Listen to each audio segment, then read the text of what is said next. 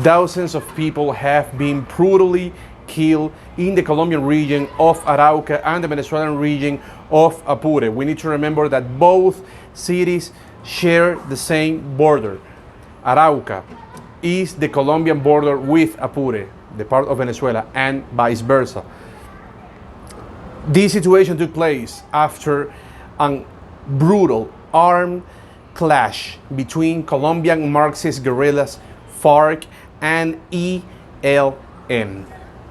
According to different reports, the clash between both terrorist groups took place since both of them were essentially fighting over control of illegal economies such as drug trafficking in these two parts of Colombia and of Venezuela.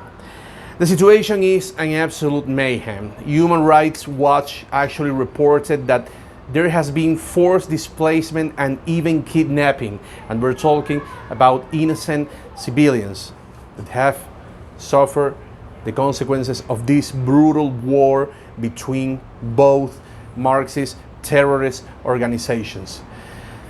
So, Colombian President Iván Duque recently ordered the Colombian military to occupy the Arauca region in order to take full control of this zone. He even accused the Venezuelan regime of sheltering both groups, and of course, the Venezuelan regime responded, denying these accusations by the defense minister Vladimir Padrino Lopez, who also announced that the socialist regime of Nicolas Maduro will essentially militarize the part of Apure.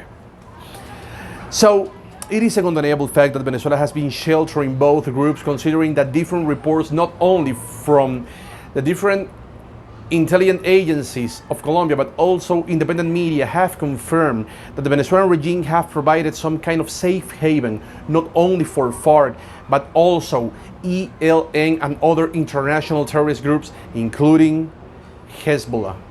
So this situation only raised tensions between Venezuela and Colombia.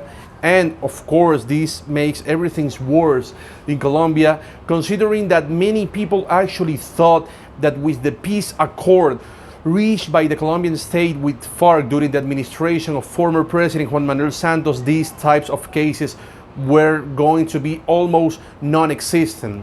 Nevertheless, these types of situations keeps taking place in Colombia, and the people who pay the consequences are the innocent people of these bordering regions.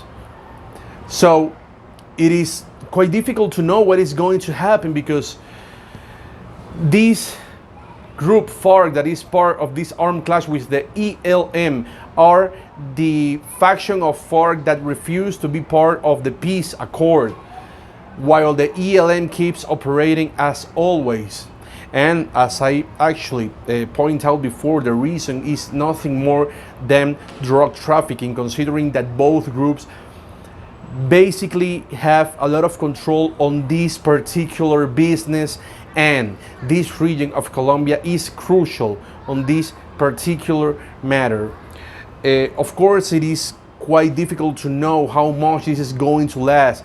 However, just like it has happened before, it is quite possible that this situation doesn't extend too heavily, especially if President Iván Duque managed to militarize this region.